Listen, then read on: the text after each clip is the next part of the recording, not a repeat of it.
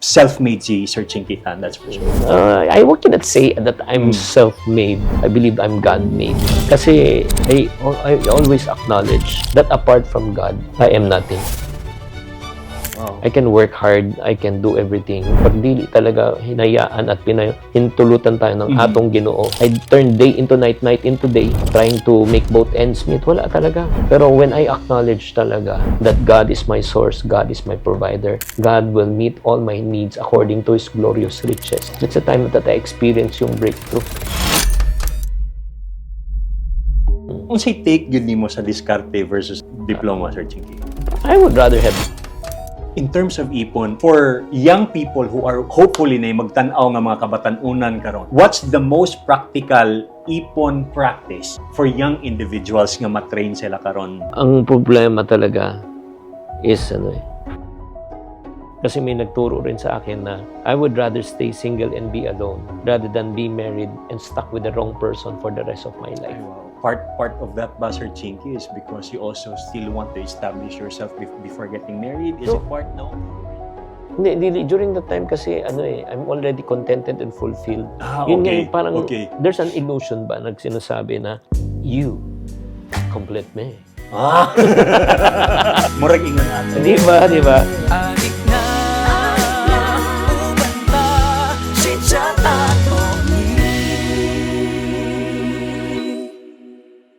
Mayong bunggag, this is your proud bistak boy, Chito Samuntina. Kita na magid mo sa thumbnail o sa title ani nga episode. Dili basta-basta ang makahimamat sa inyong angkol karong adlaw. Ay hana ko siya ipaila-ila sa inyo ha. Manghangyo lang ko sa inyo ha. Kay daghan gihapon kaayo ang mga galantaw sa tuang chit-chat episodes din sa atong YouTube channel nga dili pa mga subscriber. Kung dili mo malain, subscribe na mo. Daghan kaayong salamat. Ani gyud dili na nako padugayon pa. Ilado kaayo pag-abot sa mga storyang pang-unsaon mahimong dato. Grabe ka bagtik. A round of applause. I-welcome nato siya sa chit-chat ato ni Sir Chinky Tan. Sir Chinky. Thank you kayo. Diba? Chito. The first time talaga I saw him talaga sa TikTok, sabi ko, grabe. Kamukha to ni Dolphy.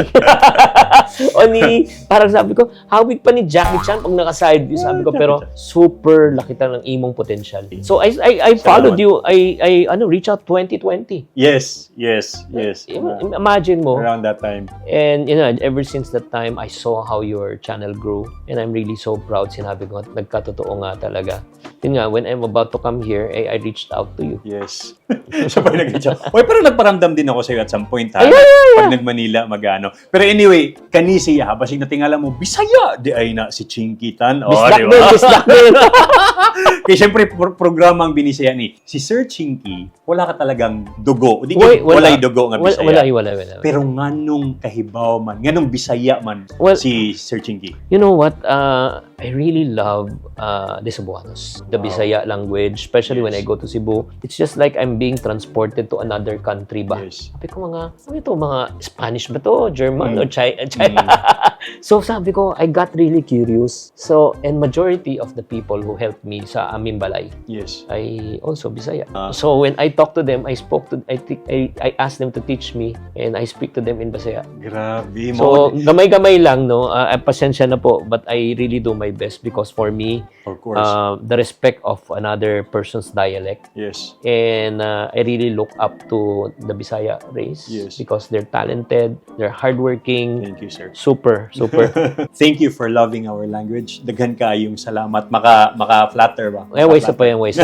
Kani, daghan naman na siya mga interview si Sir Chinky. Daghan na po ng mga biographies nga nanggawa sa kita ninyo online. Pero lahi man gid ang si Uncle gid ang mangutana gid no. Sir Chinky, syempre Chinky Tan, Chinese. Ang imuhang descendants yun, like pure Chinese or naipagka-Filipino gihapon? I'm 100% Chinese, but I consider myself 110% Filipino and then 40% Bisaya. Dili mawala. Dili talaga. Kasi, alam mo, I'm really so blessed ba. Both of my parents are Chinese. And yung mga kasabayan ko, daghan sa kanila po ay, mga Bisaya, Right. Ilonggo. Right. Yun nga, sinabi ko sa sarili ko na I owe a lot to this country. If it wasn't for this country, for this nation, I don't think I will be the person that I am. And I live in both worlds na I grew up in a Chinese culture, but yung ano ko, yung puso ko, yung pagkatao ko talagang Pinoy na Pinoy. Pinoy na Pinoy. Oo. So si parents mo, Sir Chinky, they're really from China na lumipat lang sa Philippines. I think they were di ba? born and raised here also. Okay. So Okay. technically, now I'm second generation Second already. generation. Oo, yung mga grandparents ko are Okay. from China. Yung parents mo, Sir Chinky, is it the typical Chinese na negosyante? Yeah.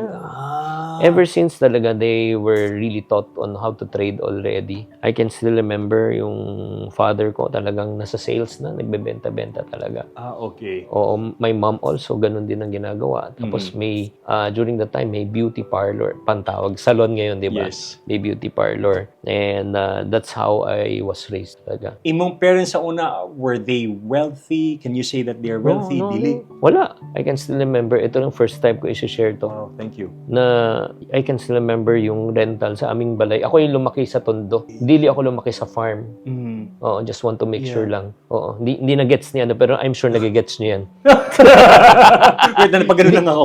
Hindi nanonood to na Senate hearing eh. Okay.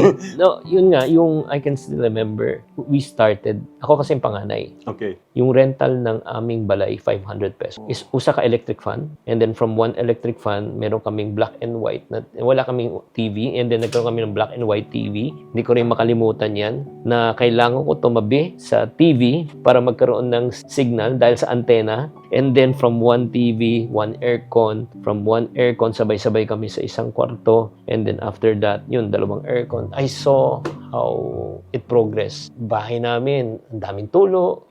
Yeah, pagka umuulan, may timba, ganun. So, I saw how it really progressed. So ni Agi gud pud ay mo og kalisod, Sir Chinky. Ay, oo. I can still remember. Dili ko makalimutan nung 12 anyos ako. Nalugi ang negosyo ng akong ama. And then, 3 years, super Okay. depressed siya. And during that time, when I go to school, why ako kwarta, wala pera, wala baon.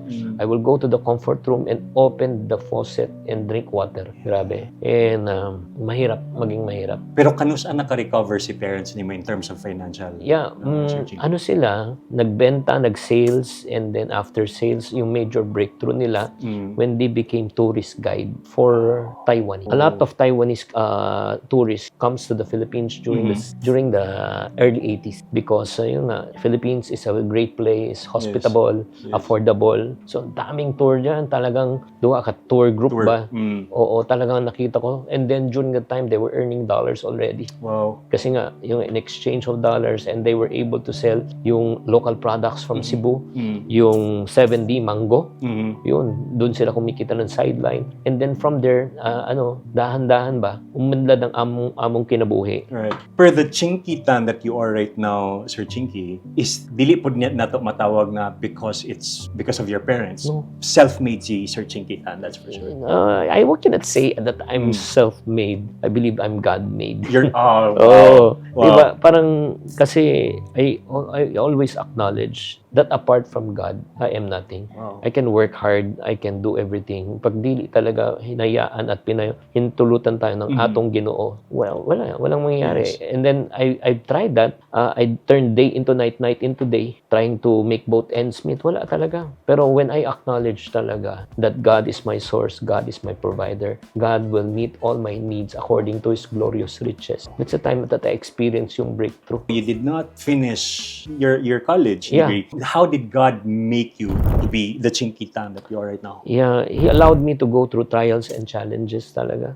Daghan talaga yung mga challenges talaga minsan. I hate really being poor. Hindi ko makalimutan yung family reunion. Yung mga may kaya, silang unang kakaon. Yung mga wala, yung tira kakaunin nyo. And that's the reason why parang I just felt na there's discrimination. That's the reason why I don't want to discriminate other people. I hate people being discriminated kasi I know how it felt. And yun nga, that's the reason why I told myself, I want to become rich. So, I started my sales career at the age of 12. I sold toilet paper. From toilet paper, I sold pants, I sold shoes. So, to cut the long story short, I hit my first million in my 20s. But there was a price to pay. Ang price was, I never finished my college degree. Okay. Kasi I was making money already. And then, tinatanong ko sa akong sarili during that time na, ano gagawin ko pagkatapos? Ito rin gagawin ko. So, I continued. But it came with a price also. I failed grade 6 4 times. Hindi ko makalimutan yun. Nga no, Sir Chinky. And I mastered it. Minaster ko. Why? It's because I do believe. Hindi talaga ako yung pag-study. Academics. I like, kasi, interaction. I like Okay. talking with people. Okay. I like helping people. So, that's what I've realized talaga na my calling ba is really different. So ang imuhang the first million nga nakuha nimo was katong pagbenta nimo og Yeah, mga I've been in sales for 48 years. 48. after ato, Sir Chinky, unsay sunod nimo nagdire-diretso na imong negosyo? Yeah. I got into sales and then I got into business. I even got into showbiz from 87 Yes, to 1994. Kung naalala nyo pa ako, ibig sabihin magkaedad tayo. I was one of the Howie boy of Randy Santiago. And I'm really so blessed to really learn from Randy. Sobra ka-humble ba yung pagkatao niya despite na super sikat siya. Yeah. During the time na wala pang social media. Up to this very day, he's still a very humble person. And that's where I learned most of the things that I'm applying right now. Like for example, having a glass like this. Yeah. Siya may shade siya eh. Right. That's his identity. Yes. That's his mystery. So ako naman, sabi ko, it's all about marketing, packaging. So ako, I have white glasses.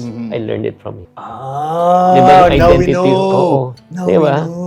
And then the second thing that I learned from him is humility. Kahit na gaano siya kasikat ba, yung mga paa niya parang nasa ground pa rin. Oo, nasa lupa pa rin. And then from there, back to business after 94. Balikan lang na ako itong gisulti ni Sir Chinky ha. Yung ang pinaka, one of the reasons why you just wanna be rich, it's because naagian to nimong sa reunion, you're the last to eat kay kamo tong Yeah. dili nakaangat-angat. Kano sa amang ka nagminyo, Sir Chinky, when did you get married? Yeah, I got married in 1999, October 23. Dili ko makakalimutan is 26 years as of recording time of Wow. happy marriage. Wow. Oo, kasi nga sinabi nga nila the first biggest decision that you can make in your life probably is the career that you chose, and then second is the spouse or the husband and the wife that you will choose. I'm really so thankful and grateful. I got married late, 33. Kasi may nagturo rin sa akin na I would rather stay single and be alone rather than be married and stuck with the wrong person for the rest of my life. Ay, wow. Is it also part of that ba, Sir Chinky, is because you also still want to establish yourself before getting married? Is No. it part, no? Hindi. Or is this really finding the right one? Hindi, during the time kasi I'm already contented and fulfilled. Yun nga Okay. yung parang Okay. there's an illusion ba na sinasabi na you complete me. Murag ingon ato. Di ba? Sir Chinky, pila ninyong anak ni Ma'am? Tulo. Tulo na. The Yeah. youngest, pila na 20. 20, 25, 23, and 20. 20. Karon, gusto lang ginako may storya gyud. I know I have so many things to learn in terms of managing finances. Yeah. And you're the best one to talk about it. Being the wealth coach, you mentioned earlier na ang imong first million by saying Yeah. was it tissue? Ano sa to? Toys, lahat. Yeah, mga toys. Sama-sama na yan. Sari-sari. Oo. Ang imuha bang first million nakuha nimo in a span of pila lang ka? Technically, well, ito lang, ang reality is, it really all started in 1992. I told myself, I want to, hit my first million income in 1 year. And it took me 5 years, 5 taon. Kasi nga, during that time, I joined a company called Barclay. Soap company, we sell mga soap, shampoo, mga ganon. And then you earn also through override. So during that time, nung sumali ako, sinabi ko sa mama ko, mayayaman na tayo. Wow. Sabi niya, paano? Eto, magbebenta ako ng dishwashing liquid. Magkano kita? 30 pesos. Kailangan mo magbenta ng 1,000 bottles para kumita ng 30,000 pesos. Pero sinabi ko, may kita pa ako sa override kasi naka-invite ako, may commission ako. Sabi niya, walang yayan ha. I made, hindi ko makalimutan, 76 pesos. After 3 months, talagang excited ako, 200 pesos na Wow. yung commission ko. Sabi, anak, magpa-doktor ka na. So talagang hindi siya talaga naniwala. It took me 5 years to learn the business. Pero nung ika-5th year na, 97, kumikita na ako regularly ng 200 to 300,000 a month. So during that time, pinapadala sa aming balay cheque. Sabi ko, pakita mo sa address sa akong mama. Nung tanggap ng mama kong cheque, tapos sigaw na naman siya, galit na naman siya. Anak, halika! Sabi ko, bakit? Paano sumali dito? Yeah. Pero dili lalim 5 years. Dili na ko mangutan na, dili na nato na i-question unsa nakadato si Sir Chinky karon. But how do you define unsa gid ang rich for you? Yeah. Unsa ang usa ka dato nga tao? Kasi iba kasi yung rich and wealthy. Yeah. They're rich more on the tangible. Wealth for me is beyond. Aanihin mo yung kwarta o pera. You have only a few days to live. Relationship is wealth. Aanhin mo ang dami mong pera if you cannot enjoy it with your family. Isa pang wealth na talagang I consider is not only time but relationship. Diba? No amount of success in business, in society can compensate for failure in the family. Yeah. You're teaching people, you're educating people Yes. how to be wealthy or to at least not be poor.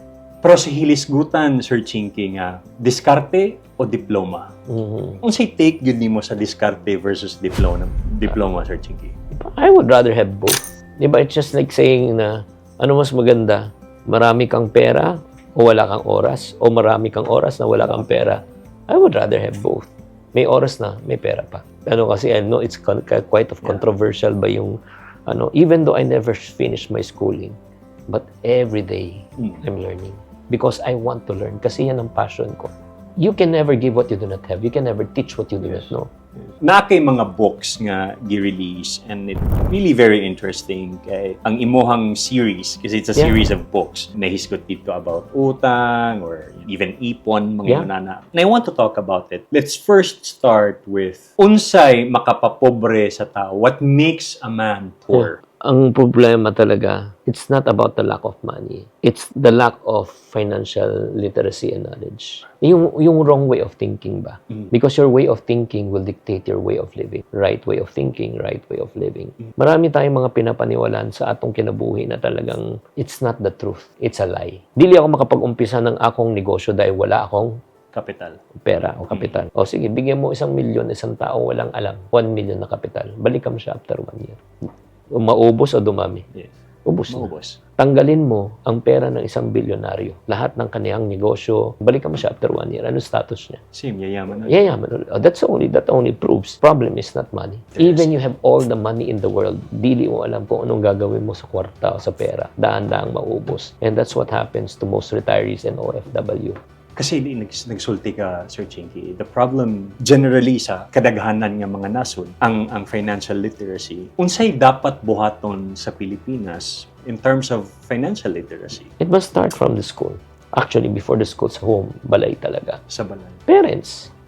There are parents nga they themselves are not financial literate. Yeah, unfortunately, dagan nga, dili talaga alam kung paano gumawa ng pera, humawak ng pera. So, that's the problem. So, ano inatuturo? Turo rin mali. Parang culture of utang. Normal na. Mo po na siya, Sir Chinky. For example, ang mga ginikanan, the parents. Siyempre, what the children see, Yeah, they will do. they will do. So, pobre ang parents, sige og utang. So, ang mindset sa bata growing up, Yeah, normal. normal ang utang. Yes. So, mauna that's what's happening Yes. in our country. Yeah. Kung yan sinasabi ko nga, kung ang kayamanan pwedeng ipamana, ang utang at kahirapan pwede rin ipamana. Kaya nga, guys, ito lang dili natin pwedeng sisihin ng atong mga magulang kung dili sila talaga nakaturo sa atin dahil during the time, Yes. no education. Yes. You'll only learn in school. Yes. Now, you can learn through internet. Wala ka ng excuse. Yes. Alam mo, ito lang philosophy. Tayo mga Pilipino, may kasabihan tayo. Kung gusto gagawa ng Paraan. kung ayaw maraming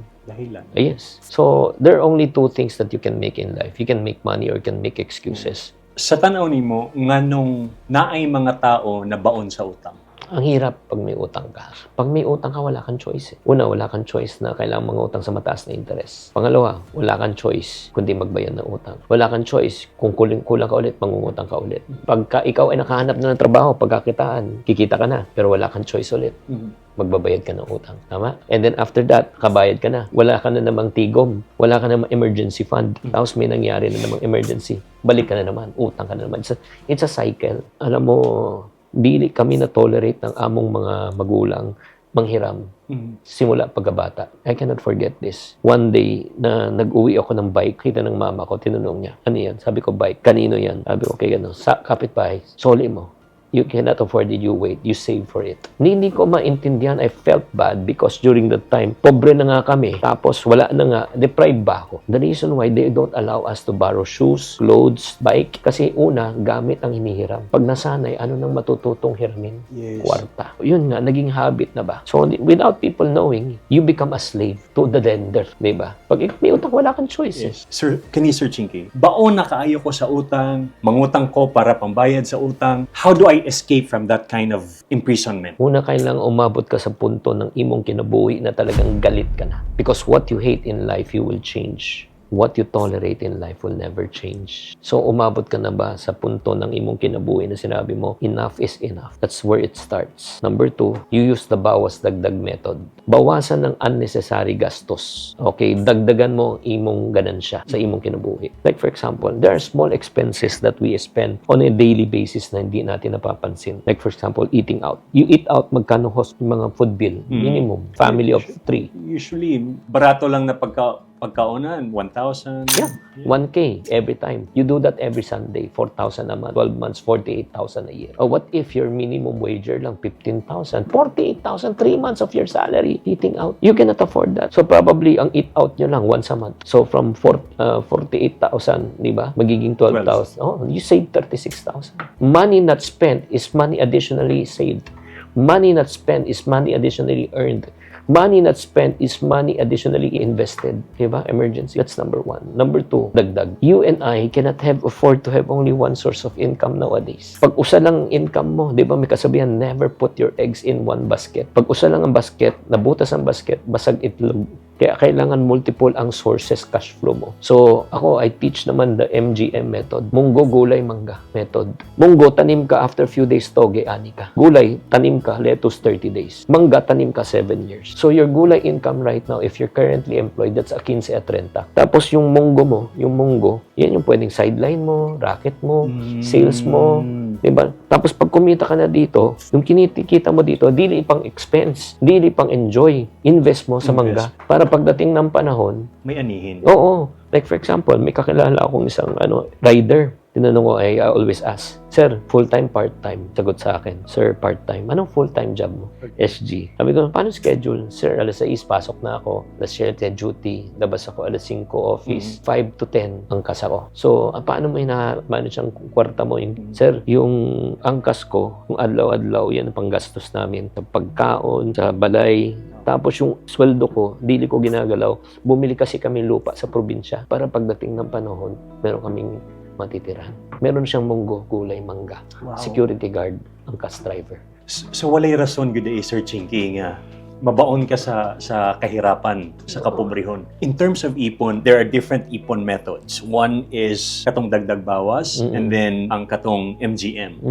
For young people who are hopefully na magtan-aw nga mga kabatan-unan karon, what's the most practical ipon practice for young individuals nga matrain sila karon, Sir Alam Chinky? mo, wala namang talagang tamang percentage. Parang sa weights ba? Start ka 100 pounds, kaya mo. Of course not.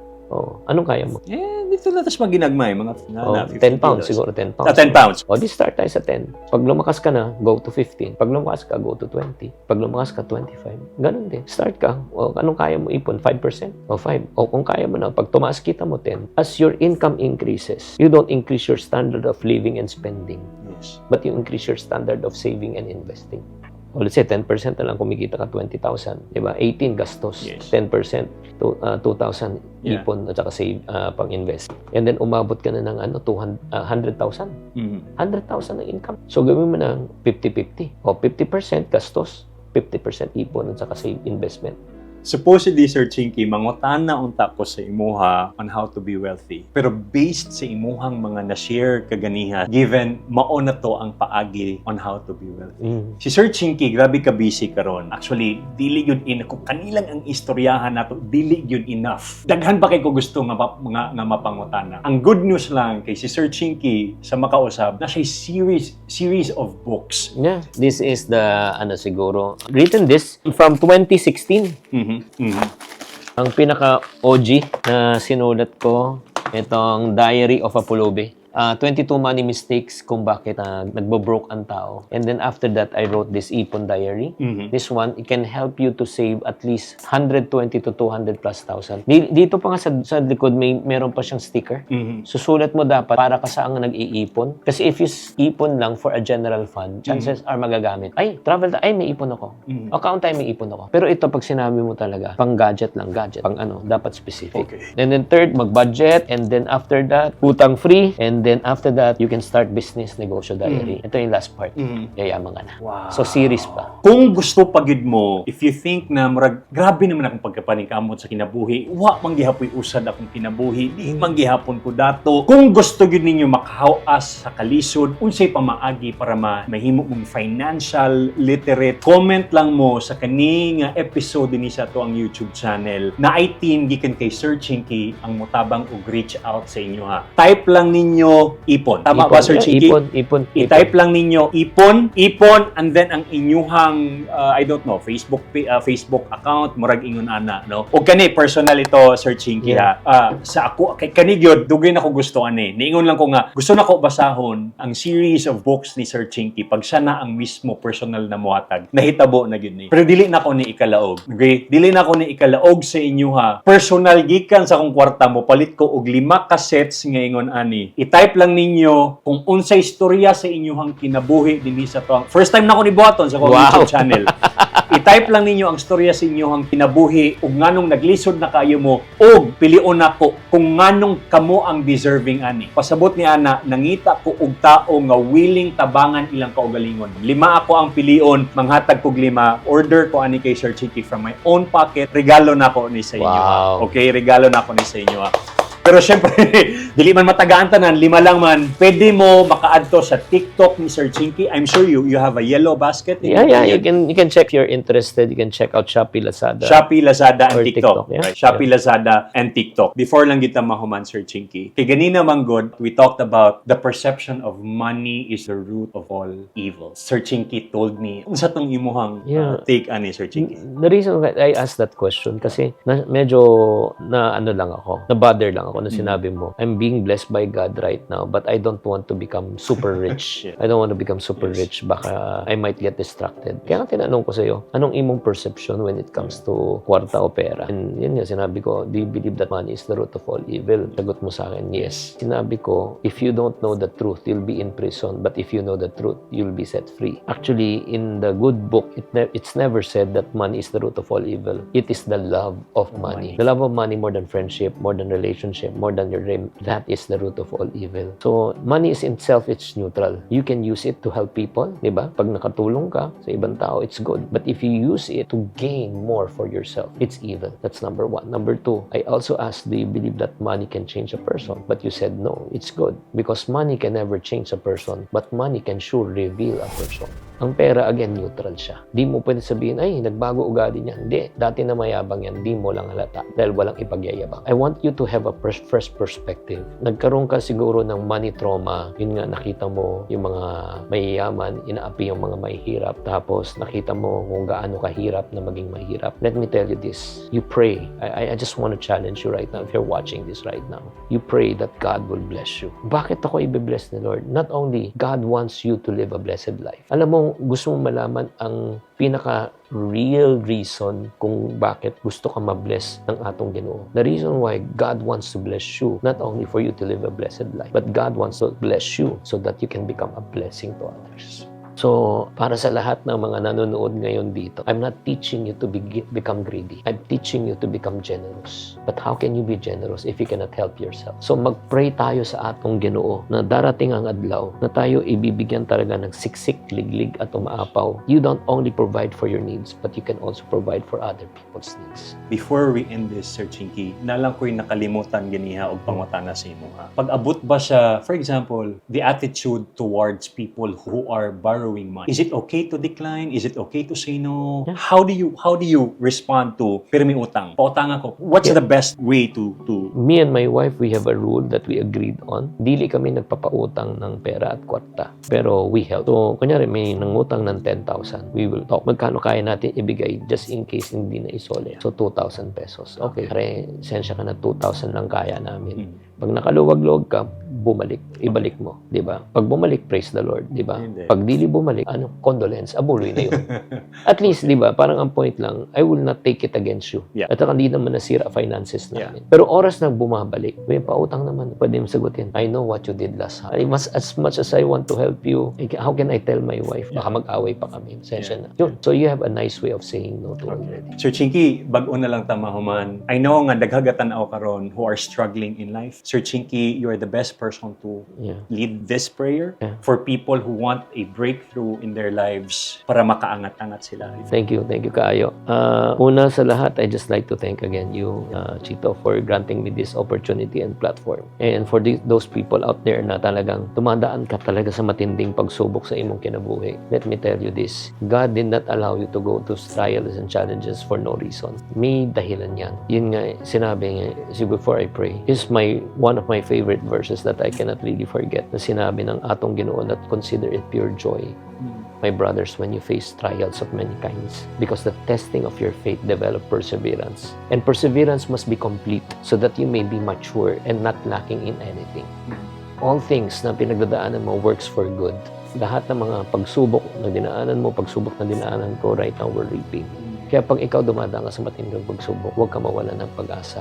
And let me pray for you. Heavenly Father, I just want to pray right now sa mga tao na manunood ng video na ito, ng podcast na ito, that you will touch their minds and their hearts. Lord, I pray that you will give hope to the hopeless person. And Lord, kung may pinagdadaan sila matinding pagsubok right now na dili niya talaga ma-bear, Lord, I know that you will never leave them, forsake them. And Lord, I know that you will give them hope and power in order for them to overcome. Kung ano man kinakatakutan mo sa imong kinabuhi, you surrender it to God. You do not trust your fear, but you trust your faith. You do not focus on the promise. You focus on the promise keeper. You don't focus on the gift, but you focus on the gift giver. You don't focus on the provision, but you focus on the provider. So I want to challenge you right now. The reason why God is allowing you to go to breakdowns right now, so that you will experience breakthrough in your life. So Father, I just pray right now for those people who are out there and watching. If you're saying, Chinky, I want to experience what you're experiencing, I want to encourage you to really surrender your life to the Lord Jesus Christ. And if you're saying, Chinky, I want to experience Jesus in my life, you just say this short prayer with me. You say, Heavenly Father,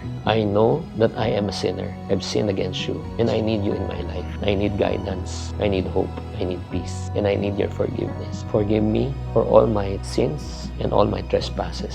Starting today, I will accept you as my Savior and as my Lord. I will surrender my life to you.